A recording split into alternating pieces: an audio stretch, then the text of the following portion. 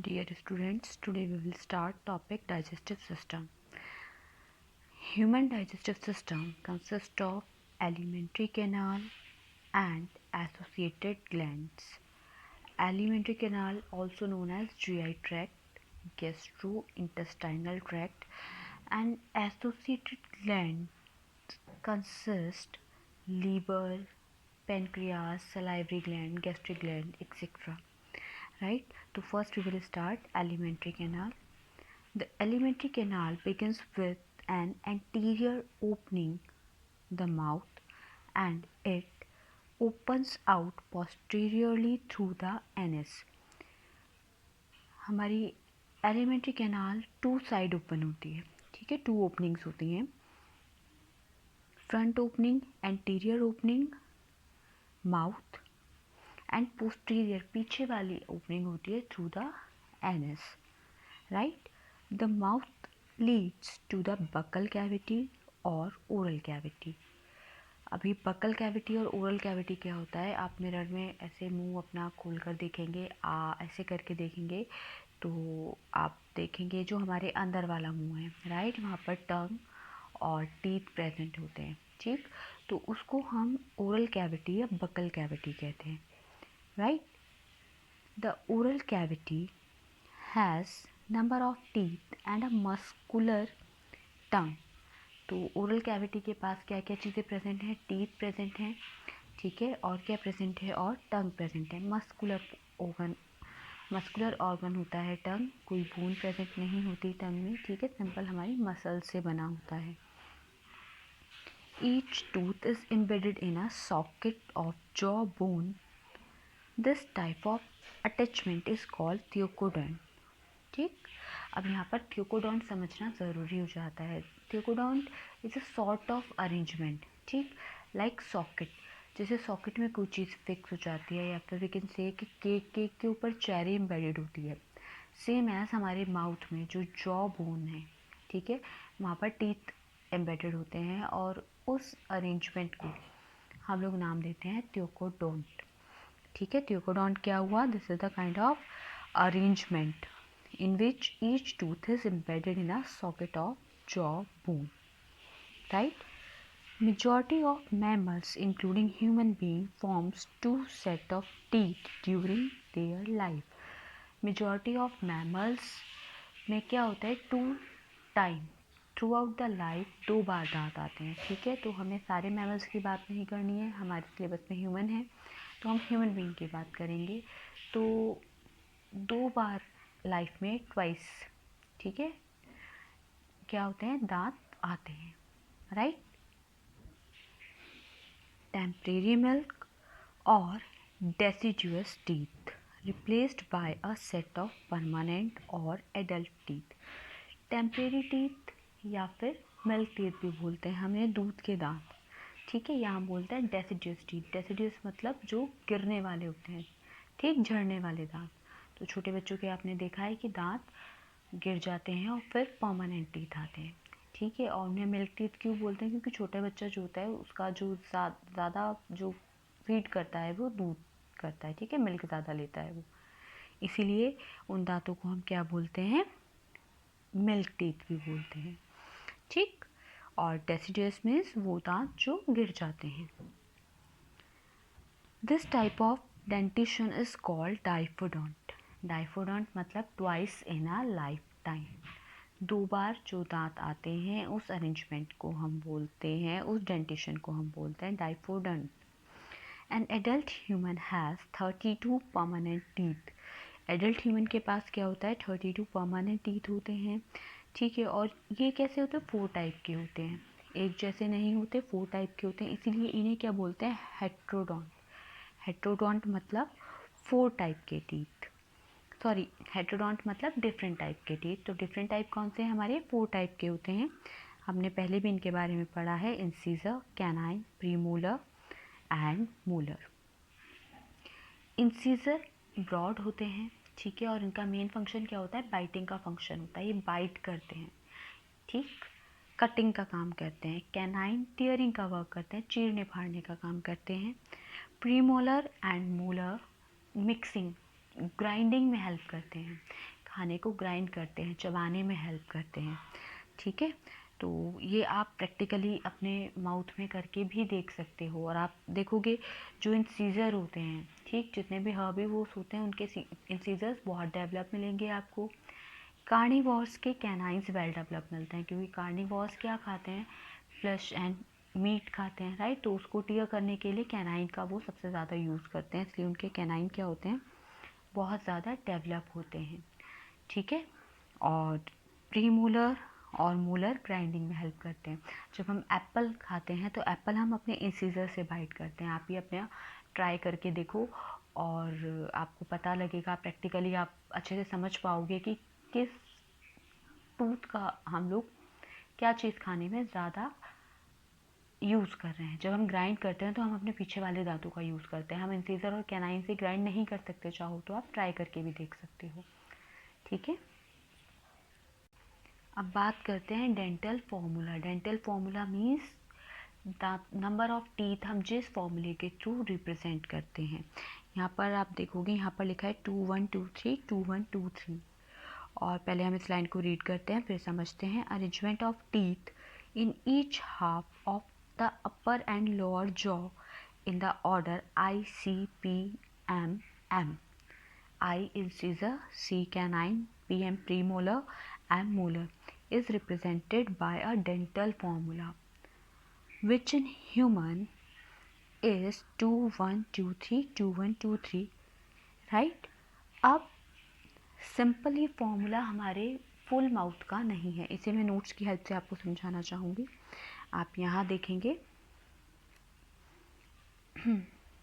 अब यहाँ ध्यान देंगे, ये हमारे upper teeth and these are lower one, right. अब हम यहाँ से देखेंगे तो ये डेंटल फॉर्मूला हाफ माउथ का है, ठीक। 8 यहाँ और 8 इधर, फिर 8 इधर एंड 8 आर हियर, ठीक है। 2 1 2 3 2 1 2 3 कितना हुआ, 8 8 8 8, और फिर इसको अगेन काउंट करेंगे 8 एंड 8, ठीक है। तो यहाँ क्या हुआ, 16 अबव एंड 16 के अपॉन का साइन नहीं है, ये जो साइन है रिप्रेजेंट कर रहा है हमारे अपर जॉ एंड लोअर जॉ के बीच के डिफरेंस को। इसको अपॉन नहीं समझेंगे कि आप सोचो कि 16 से 16 कट हो गया तो यहाँ 1 आ गया, ऐसा नहीं है, ठीक है। ये जस्ट रिप्रेजेंट कर रहा है, ये वाला साइन जो बुक में भी गिवन है हमारी, ठीक है। ये साइन किसे रिप्रेजेंट कर रहा है, ये जस्ट अपर जॉ और लोअर जॉ को प्रेजेंट कर रहा है, ठीक है, अपर जॉ एंड लोअर जॉ। अब यहाँ देखो 2, तो 1 2 हमारे क्या हुए, प्रीमोलर, 1 कैनाइन, देन अगेन 2 क्या हुए हमारे प्रीमोलर, और 3 हुए हमारे मोलर, ठीक है। सेम ऐसे 1 2 इंसीजर, 1 कैनाइन, ठीक, 1 कैनाइन, 2 हमारा प्रीमोलर एंड 1 2 3 हमारे मोलर। तो ये जो फॉर्मूला रिप्रेजेंट कर रहा है ये सिर्फ और सिर्फ हमारे हाफ माउथ को, इतने और इतने दांतों को रिप्रेजेंट कर रहा है, ठीक है। तो जस्ट इसका डबल कर देंगे तो 32 हो जाएगा। तो इसमें कभी भी कंफ्यूज होने की ज़रूरत नहीं है। बच्चे अक्सर पूछते हैं कि मैम ये अपॉन में लिखा हुआ है तो फिर इसको तो हम सॉल्व कर देंगे, तो ये सॉल्व नहीं करना, ये अपॉन नहीं है। इसका मीनिंग सिर्फ इतना है कि ये ऊपर वाला डिजिट ऊपर वाले जॉ को रिप्रेजेंट कर रहा है और नीचे वाला डिजिट नीचे वाले जॉ को रिप्रेजेंट कर रहा है, ठीक है। फिर आगे हम देखते हैं हमारे दांत का स्ट्रक्चर कुछ इस तरह से होता है, ठीक है। ये ऊपर वाला पार्ट, इसको हम बोलते हैं क्राउन, जो विजिबल पार्ट होता है दांतों का, जिसे हम ब्रश करते हैं, जो हमें मिरर में दिख पाता है, ठीक है, इसको हम बोलते हैं क्राउन। और इसके ऊपर एक हार्ड कवरिंग होती है, ठीक है। ये कवरिंग होती है किसकी बनी होती है, एनामल की, ठीक। ये सबसे हार्ड कवरिंग है हमारी बॉडी की। और एनामल जो बना होता है, एनामल का कंपोजिशन होता है calcium, phosphate, carbonate and fluorine, ठीक। इन सब से मिलकर एनामल बना होता है। राइट। और एनामल कौन बनाता है? एनामल बनाती हैं हमारी बॉडी में ameloblast cells, right. Ameloblast cells होती हैं और ये सेल्स सिर्फ कब प्रेजेंट होती हैं? During the tooth development. जब हमारी बॉडी में दांत बन रहे होते हैं तब ये सेल्स प्रेजेंट होती हैं और उसके बाद ये सेल्स नहीं दिखती हमारी बॉडी में। इसीलिए एनामल एक बार अगर ब्रेक हो जाए, टूट जाए, तो फिर वो दोबारा नहीं कंपोज होता। अगर डिकम्पोज हो गया तो फिर से नहीं बनेगा। आप कुछ भी ट्रीटमेंट करा लीजिए, वो दोबारा नहीं बनेगा, ठीक है। और जो एनामल है वो हमारा कैसे डिकम्पोज होता है? जब हम प्रॉपर ब्रश नहीं करते हैं, ठीक है। दिन में क्या होता है, डे टाइम में हम लोग बोलते रहते हैं, हमारी टंग मूव करती रहती है, तो क्या होता है, जो सलाइवा होता है वो इजीली हमारे जो दांतों में फूड पार्टिकल्स स्टिक हो गए हैं, ठीक है, उनको हटा देता है। क्लीनिंग, एक तरह से जो हमारी टंग है वो दांतों को क्लीन करने का भी काम करती है। लेकिन रात में जब हम सोते हैं और ब्रश नहीं करते हैं तो क्या होता है, हमारे दांतों में स्ट्रेप्टोकोकस म्यूटेंट एक बैक्टीरिया होता है, ठीक, उसकी ग्रोथ होने लगती है और वो फूड पार्टिकल्स पे ग्रो करता है, उन्हें डिकम्पोज करता है, धीरे धीरे वो एसिड वहाँ रिलीज़ करता है और वही एसिड क्या करता है, एनामल को डिकम्पोज करने लगता है, ठीक है। आपने सुना है ना कैविटी, ठीक। तो कैविटी क्यों हो जाती है दांतों में? कैविटी जब स्ट्रेप्टोकोकस म्यूटेंट बैक्टीरिया की ग्रोथ होती है दांतों में, तो उसकी वजह से, उसके एसिडिक इफेक्ट की वजह से एनामल ब्रेक होता है और एनामल ब्रेक होने के साथ क्या होता है, दांतों के अंदर वो बैक्टीरिया चला जाता है और फिर पेन और सेंसेशन कॉज करता है, ठीक। The hard chewing surface of teeth made up of enamel help in the mastication of food. तो ये जो फूड का, सॉरी, दांतों का जो ऊपर वाला पार्ट है, जो क्राउन है, किससे कवर्ड है? एनामल से। और ये किस काम में हेल्प करता है? मैस्टिकेशन के काम में हेल्प करता है, फूड को ग्राइंड करने में हेल्प करता है, च्यूइंग करने में हेल्प करता है। The tongue is freely movable muscular organ attach to the floor of oral cavity by frenulum. अब ये फ्रेनुलम क्या है, इसको हाईलाइट करेंगे, इसको समझेंगे। फ्रेनुलम सिंपल सा एक अरेंजमेंट है जिसके थ्रू हमारी टंग हमारे माउथ फ्लोर से अटैच होती है। आप मिरर में अपनी टंग रोल ऑन करके देखेंगे और नीचे आपको एक स्किन अटैचमेंट दिखाई देगा, स्किनी अटैचमेंट दिखाएगा, टिश्यूज़, स्किन लगेगी, वो आपको टिश्यूज़ होते हैं वो, ठीक। तो जब टंग और पीछे करेंगे तो उस पर आपको स्ट्रेस भी पड़ेगा, खिंचाव भी पड़ता हुआ फील होगा, ठीक है। तो वही पार्ट होता है फ्रेनुलम, ठीक है। उसी पार्ट को हम क्या बोलते हैं? फ्रेनुलम बोलते हैं, ठीक। और the upper surface of tongue has a small projection called papillae, some of which have taste bud, ठीक है। और टेस्ट बर्ड होती हैं टंग के ऊपर, हमें अच्छे से पता है टंग हमारी किन चीज़ों में हेल्प करती है, टेस्ट में हेल्प करती है, टेस्ट को रिकॉग्नाइज करने में हेल्प करती है, ठीक है। कौन से रिसेप्टर प्रेजेंट होते हैं? गस्टेटरी रिसेप्टर प्रेजेंट होते हैं टंग पे, ये बात भी हमें पता है, हमने क्लास 10th में पढ़ी है, राइट। तो और टंग क्या करती है? फूड को मिक्स करने में हेल्प करती है, सलाइवेशन को पूरे माउथ में सर्कुलेट करती है, राइट। तो टंग का इस तरह का काम होता है। अब बात करते हैं हम फेरिंग्स की, राइट। तो फेरिंग्स क्या होता है हमारा? It serves as a common passage for food and air both, ठीक है। फेरिंग्स और फेरिंग्स में क्या चीज़ें अरेंज होती हैं? ईसोफेगस एंड ट्रैकिया, ठीक है। यहाँ पर आप देखो, जैसे दो पेन एक दूसरे के साथ जुड़े हैं, ईसोफेगस एंड ट्रैकिया भी ऐसे ही एक दूसरे के साथ जुड़े होते हैं। ट्रैकिया फ्रंट होता है, ठीक है, वेंट्रली अरेंज होगा, और ईसोफेगस पीछे की साइड। अब ट्रैकिया पर क्या होते हैं? सी शेप रिंग मिलेंगे, ठीक है, जो इसको होल्ड करके रखते हैं, राइट। और सी शेप रिंग जो होते हैं उनका क्या काम होता है? वो कोलैप्स से इसको प्रिवेंट करते हैं, ठीक। जो एयर ट्रैकिया के अंदर जाती है और बाहर निकलती है ट्रैकिया से, तो क्या करते हैं? सी शेप रिंग कार्टिलेज के बने होते हैं और ये उसको कोलैप्स से प्रिवेंट करेंगे, राइट। और सी शेप ही क्यों होते हैं? ये पूरा जो ट्रैकिया और इसको पूरे को कवर क्यों नहीं करते? अगर ये पूरे को कवर करेंगे तो फूड अंदर जाने में प्रॉब्लम होगा, ठीक है, फूड कैसे जा पाएगा अंदर? तो ये सिर्फ यहाँ पर इस तरह से सी शेप रिंग सिर्फ और सिर्फ ट्रैकिया वाले पार्ट को कवर करते हैं, ठीक है। और क्या होता है जो हमारा फेरिंग्स होता है, ठीक है। फेरिंग्स की कॉमन ओपनिंग होती है, ठीक, कहाँ पर, ओरल और नेजल कैविटीज़ में, ठीक है। उसको हम क्लासीफाई कर देते हैं 3 पार्ट्स में, नेजोफेरिंग्स, ओरोफेरिंग्स एंड लैरिंजोफेरिंग्स। क्लियर।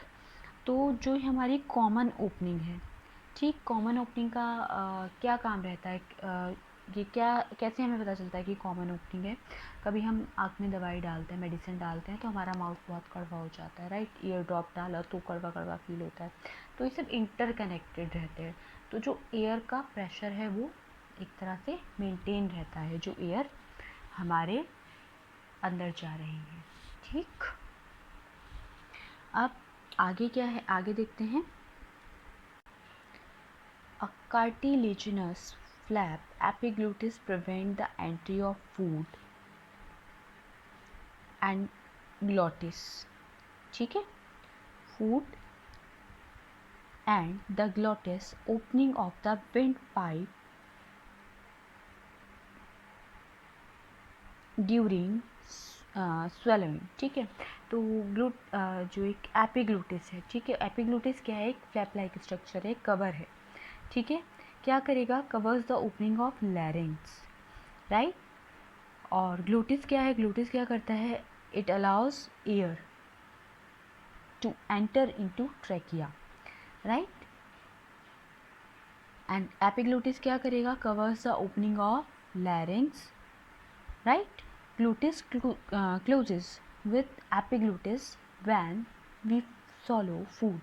तो एपिग्लोटिस क्या करता है, जब हम फूड सॉलो करेंगे तो वो हमारे विंड पाइप को कवर कर लेगा, ट्रैकिया को, और जब हम ब्रीदिंग करते हैं तो हमारे फूड पाइप को कवर कर लेता है।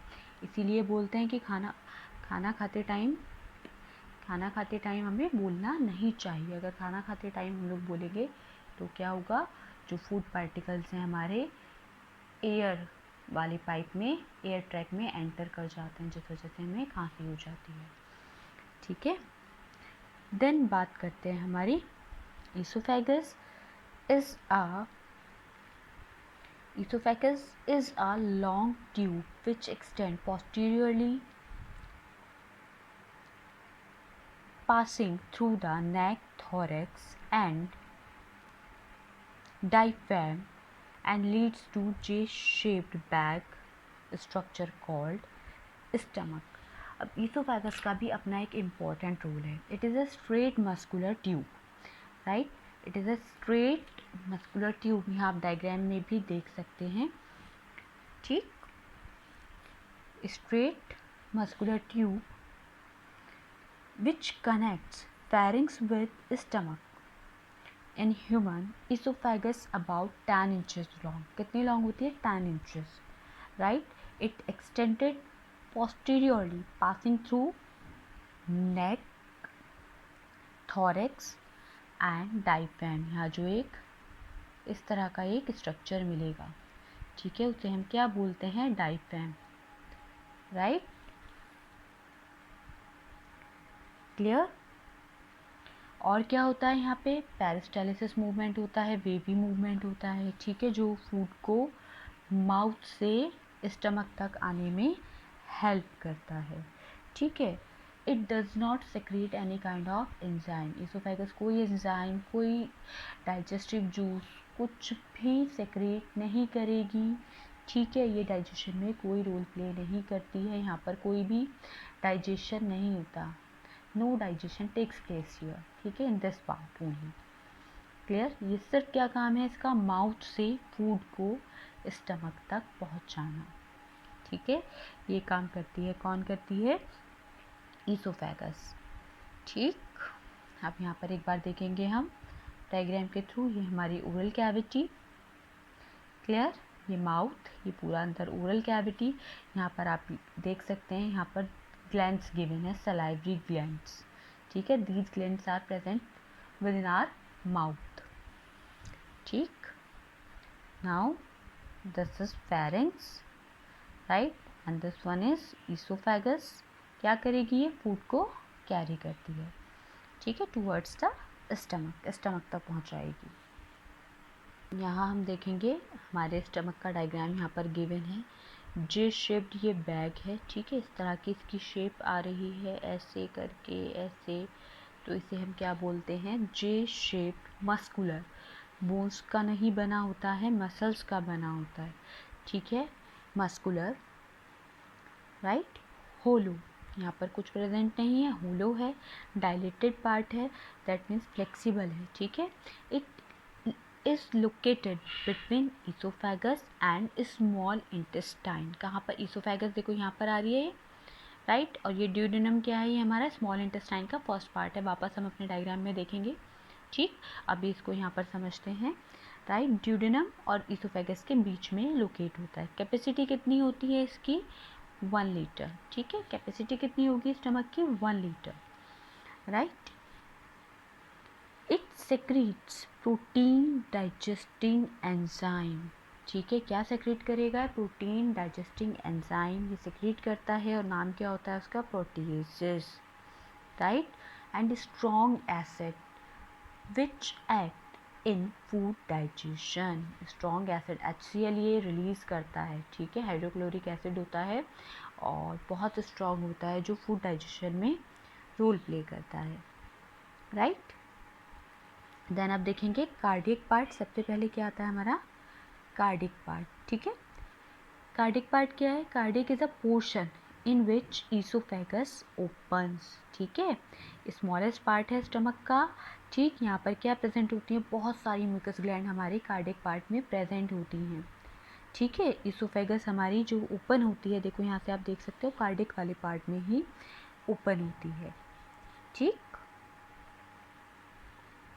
और क्या करेगा, बहुत सारी इसमें म्यूकस रिलीज़ करेगा, जो हमारे HCl के हार्मफुल इफ़ेक्ट से क्या करेगा, ये स्टमक को प्रोटेक्ट करता है, राइट। अगर म्यूकस रिलीज़ नहीं होगा तो क्या होगा, एसिडिटी होने लगेगी, और अगर एसिडिटी बहुत ज़्यादा होगी तो धीरे धीरे वो अल्सर कॉज करेगा, ठीक। अब नेक्स्ट, इतने पूरे पार्ट को हम बोलते हैं बॉडी, यहाँ पर दिया नहीं है लेकिन जो नई वाली NCERT है उसमें गिवन है, ये पूरा पार्ट हमारा बॉडी है, ठीक है। तो फंडस और, ठीक है, पूरा पार्ट हमारा क्या है, बॉडी है। तो फंडस और ये जो जे शेप्ड कवर्ड हो रही है, इसके बीच के पूरे पार्ट को हम बोलते हैं बॉडी, ठीक है। देन हम देखते हैं हमारा क्या दिया है यहाँ पे, फंडस, राइट। फंडस क्या होता है, junction between stomach and oesophagus, fundus क्या है, ईसोफेगस और स्टमक के बीच का जंक्शन है, ठीक। देन आता है पाइलोरिक, और पाइलोरस भी दिया होगा कहीं कहीं। तो पाइलोरिक क्या है, it opens into the first part of small intestine, ये इसकी ओपनिंग होती है ड्यूडेनम में, ठीक है। It maintains opening of the stomach into duodenum, duodenum में ओपनिंग मेंटेन करेगा, रेगुलेट करेगा, और यहाँ पर फिर एक स्पिंटर प्रेजेंट होता है, जिसे पाइलोरिक स्पिंटर भी बोलते हैं, स्पिंटर मतलब वॉल्व, ठीक है।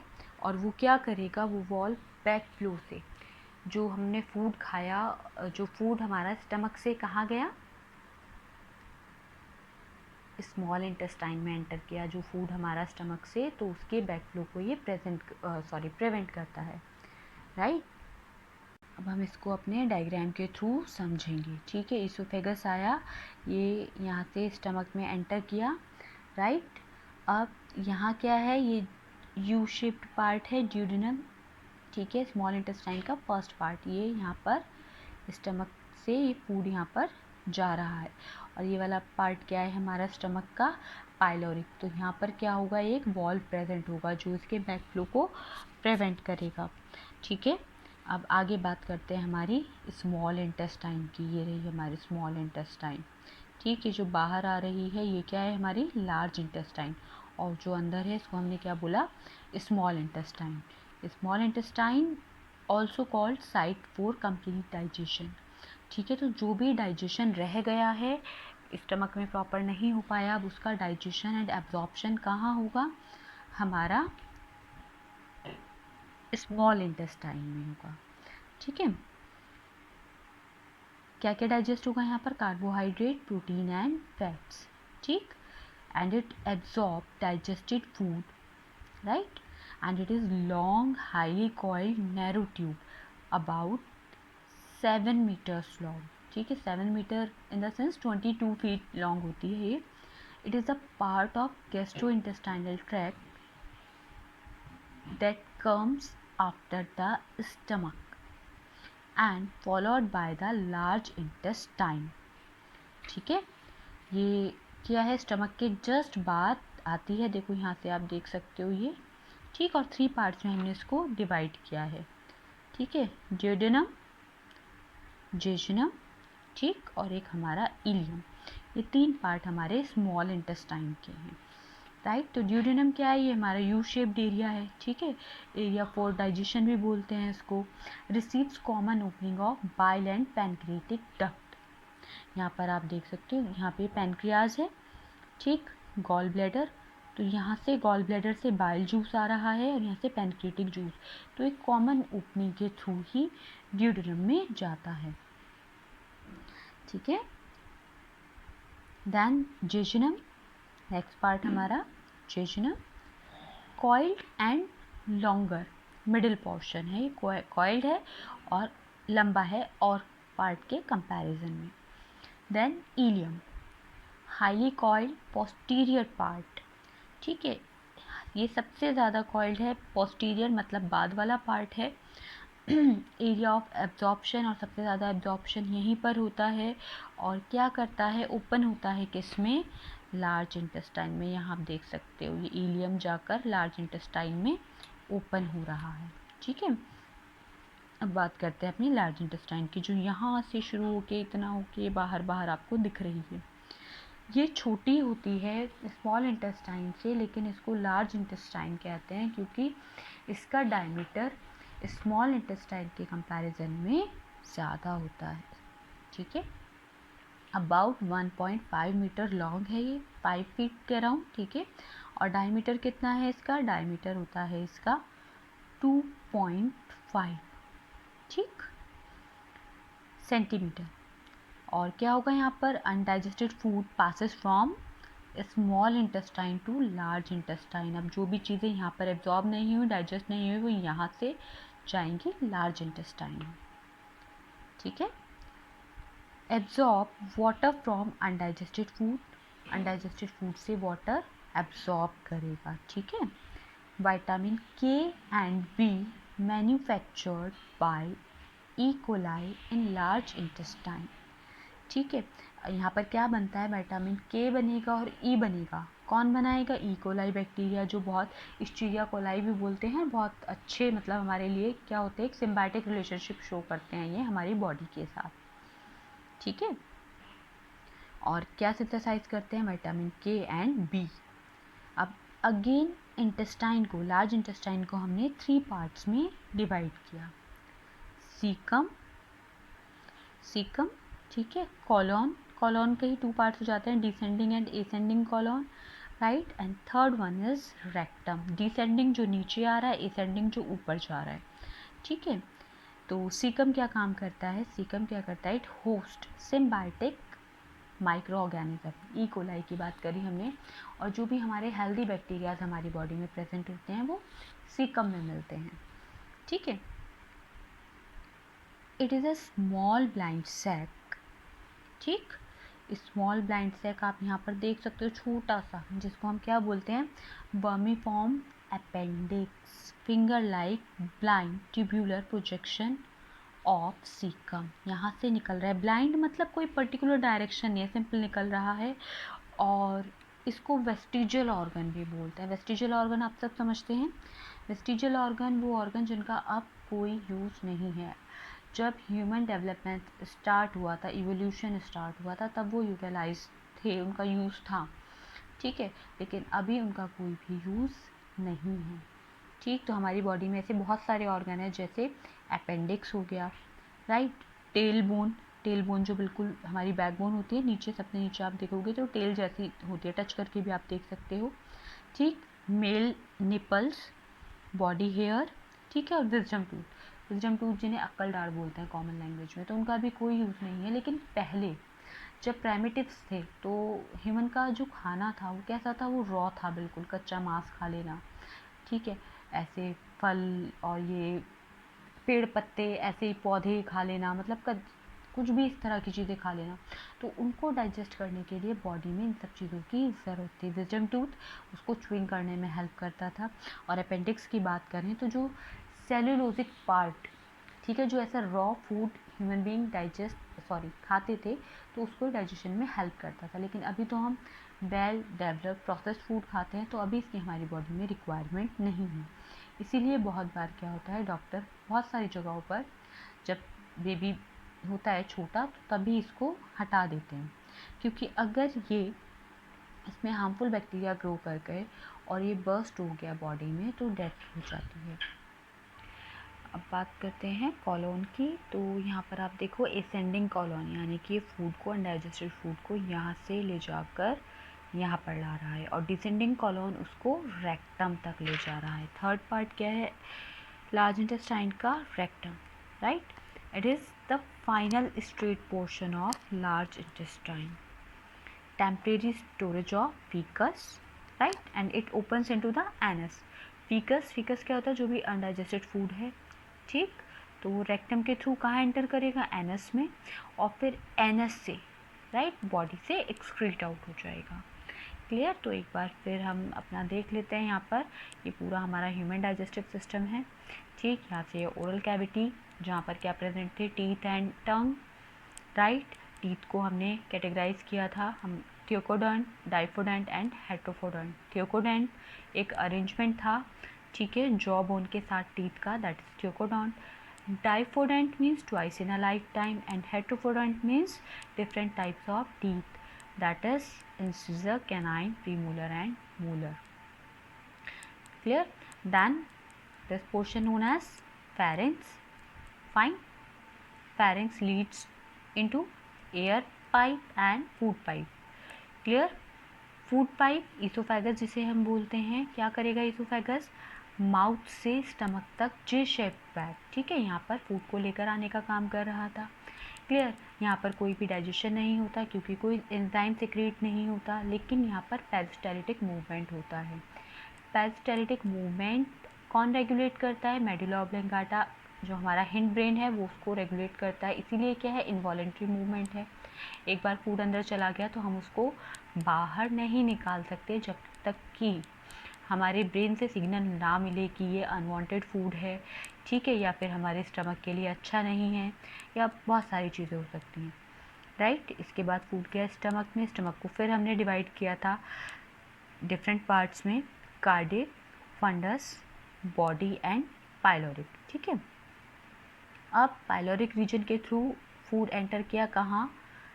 स्मॉल इंटेस्टाइन के first part, that is duodenum में। ड्यूडेनम से कहाँ गया food? Jejunum, then ileum. Ileum से फूड एंटर किया, अनडाइजेस्टेड फूड। यहाँ पर ध्यान रखेंगे, इलियम से जो लार्ज इंटेस्टाइन में एंटर कर रहा है फूड, वो अनडाइजेस्टेड फूड एंटर करेगा। स्मॉल से लार्ज में जो फूड जा रहा है वो अनडाइजेस्टेड फूड है, जो हमारी स्मॉल इंटेस्टाइन में डाइजेस्ट या एब्जॉर्ब नहीं हो पाया, राइट। फिर यहाँ पर सीकम, जो विटामिन बी और के सिंथेसाइज के लिए रिस्पॉन्सिबल है, ये एसेंडिंग कॉलम से ऊपर जाएगा और डिसेंडिंग कॉलम रेक्टम तक लाएगा। रेक्टम हमारे लार्ज इंटेस्टाइन का लास्ट पार्ट है, देन एनस। अब यहाँ पर एक चीज़ ध्यान रखेंगे, जो लार्ज इंटेस्टाइन है वहाँ पर वाटर एब्जॉर्ब होता है, ठीक। जो भी वाटर हमारी बॉडी से स्मॉल इंटेस्टाइन में एब्जॉर्ब नहीं हो पाया, स्टमक में नहीं हो पाया, वो लार्ज इंटेस्टाइन में एब्जॉर्ब होगा लिक्विड, ठीक। कुछ मेडिसिन्स हैं जो लार्ज इंटेस्टाइन में एब्जॉर्ब होती हैं, राइट। और स्टमक में भी moderate amount of sugar, alcohol, aspirin, ठीक है, और जो भी हम ग्लूकोज पीते हैं या जूस पीते हैं, इस तरह की चीज़ें हमारे स्टमक की वॉल्स के थ्रू एब्जॉर्ब हो जाती हैं और सर्कुलेट हो जाती हैं डायरेक्टली हमारे ब्लड स्ट्रीम में। तो ये हमारा डाइजेस्टिव सिस्टम था, इसको हमें ध्यान रखना है। अब बात करते हैं हिस्टोलॉजी की। Histology means structure of tissues.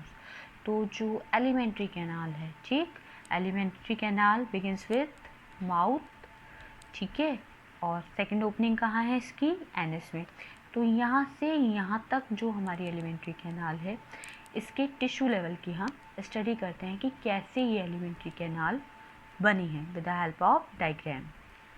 Diagrammatic representation of transfer section of gut. Gut means हमारी जो एलिमेंट्री कैनाल है उसका ट्रांसफर सेक्शन, राइट। 4 लेयर से मिलकर ये बनी है। सबसे पहली लेयर, सबसे अंदर वाली लेयर म्यूकोसा, सब म्यूकोसा, मस्कुलरिस एंड सरोसा। अब सबसे पहले देखेंगे हमारी म्यूकोसा लेयर, ठीक है। It is made up of simple columnar epithelium, ठीक है, टिश्यू से बनी होती है। और यहाँ पर क्या प्रेजेंट है, स्पेशलाइज्ड गॉबलेट सेल, ठीक है। गॉबलेट सेल, GOBLET, यहाँ स्पेलिंग भी मैं लिख रही हूँ गॉबलेट सेल्स की, ठीक है। और ये क्या करती है, सेक्रीट करती है म्यूकस, वही म्यूकस जो HCl के हार्मफुल इफेक्ट से या किसी भी केमिकल के हार्मफुल इफेक्ट से हमारी GI ट्रैक्ट को प्रिवेंट करती है, ठीक। तो गॉबलेट सेल का हमेशा ध्यान रखेंगे कि जब गॉबलेट सेल की बात करते हैं तो कुछ ना कुछ सेक्रीट करती है, हमारे थ्रॉट में भी प्रेजेंट होती हैं, जो हमारा रेस्पिरेटरी सिस्टम है वहाँ भी मिलती हैं, ठीक। और अभी हम स्टमक की बात कर रहे हैं, तो यहाँ पर जो म्यूकोसा लेयर है, सबसे फर्स्ट और इंटरनल लेयर, ठीक, तो वहाँ भी गॉबलेट सेल्स प्रेजेंट हैं और ये क्या करेंगी, सेक्रेशन का वर्क करेंगी, ठीक है। और जो हमारी म्यूकोसा लेयर है क्या करती है, secrete mucus throughout most of GI tract. GI tract means जो हमारा एलिमेंट्री कैनाल है, ठीक है। थ्रू आउट एलिमेंट्री कैनाल क्या करती है, म्यूकस को रिलीज करती हैं and present in the stomach and it forms small finger like folding called intestinal विलय, जो आप यहाँ पर देख सकते हो। ये फिंगर लाइक फोल्डिंग है जिसे हम विलय बोलते हैं, इसके बारे में अभी हम आगे बात करेंगे। तो कौन बना रहा है विलय, म्यूकोसा बना रहा है, इंटेस्टाइनल। स्पेशली कहाँ प्रेजेंट होती है विलय, स्मॉल इंटेस्टाइन में फिंगर लाइक प्रोजेक्शन होता है, हमने क्लास 10th में भी पढ़ा है, राइट। देन हम बात करते हैं सेकेंड लेयर, दैट इज सब म्यूकोसा, ठीक। Thick and highly vascular layer of connective tissue, clear, connective tissue है, दैट मीन्स यहाँ पर ब्लड सर्कुलेशन, ब्लड टिश्यू यहाँ पर कनेक्ट हैं, राइट। और थिक है, कैसी है, मोटी लेयर है, ठीक, that serves the mucosa, mucosa के जिस पीछे ये अरेंज रहती है और म्यूकोसा को भी हेल्प करती है, ठीक। प्रेजेंट इन द ड्यूडेनम, और कहाँ मिलती है ये, ड्यूडेनम में मिलती है, हमारी जो स्मॉल इंटेस्टाइन का पार्ट है वहाँ पर प्रेजेंट होती है। देन हम बात करते हैं मस्कुलरिस, यहाँ पर आप देख सकते हो inner circular and outer longitudinal, ठीक है। तो मस्कुलरिस जो अंदर वाली होगी वो सर्कुलर वे में अरेंज है, और जो बाहर की साइड होगी वो लॉन्गिट्यूडनल पैटर्न में टिश्यूज उसके अरेंज होते हैं, ठीक। responsible for segmental contraction and peristaltic movement through GI tract। तो मस्कुलरिस लेयर है तो कोई भी कॉन्ट्रैक्शन है, चाहे वो कॉन्ट्रैक्शन हमारे स्टमक में हो रहा है या हमारे डाइजेस्टिव सिस्टम के किसी भी पार्ट में हो रहा है, उसके लिए कौन रिस्पॉन्सिबल होगा, मस्कुलरिस। दूसरी इंपॉर्टेंट चीज़ ये क्या करती है, पेरिस्टाल्टिक मूवमेंट, जो हमारा ईसोफेगस में हो रहा है उसे करने में भी ये इंपॉर्टेंट रोल प्ले करती है, राइट। देन बात करते हैं सरोसा, फोर्थ वन लेयर इज सरोसा, right. This layer processes connective tissue, देखो यहाँ पर सरोसा एंड सब म्यूकोसा दोनों ही क्या कर रहे हैं, कैरी कर रहे हैं कनेक्टिव टिश्यू, ठीक। Connective tissue means blood vessels को ये कैरी करेंगे, right. This layer bind together structures rather than reducing friction them, ठीक है। अब ये लेयर का सरोसा का क्या काम होता है, ये बाकी सारी लेयर्स के साथ क्या करती है, अच्छे से बाइंड अप रहती है, जिससे क्या होगा, जब कोई मूवमेंट होगा, राइट, तो जो लेयर है 4 लेयर आपस में फ्रिक्शन कॉज नहीं होगा, अदरवाइज क्या होगा, फ्रिक्शन होगा तो इंटरनल इंजरी हो जाएगी, ठीक है। तो सरोसा का एक इम्पॉर्टेंट काम है, वो क्या करती है, फ्रिक्शन से प्रिवेंट करेगी और सारी लेयर्स को एक साथ बांध कर रखेगी। अब नेक्स्ट हम बात करते हैं विलय, ठीक है। विलय के बारे में हमने पहले भी पढ़ा था, यहाँ पर ये एक सेक्शन गिवन है, स्मॉल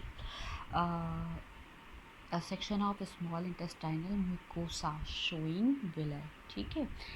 फिंगर लाइक प्रोजेक्शन है और जो काम करता है वो क्या काम करता है, सिंपल एब्जॉर्प्शन का, ठीक है। सरफेस एरिया इंक्रीज करेगा सो दैट क्या होगा, ज़्यादा अमाउंट में डाइजेस्टिव फूड एब्जॉर्ब होगा। अब यहाँ पर आप देखिए, inner most layer lining lumen of alimentary canal is mucosa, this layer form irregular fold, जिसे रैग बोलते हैं।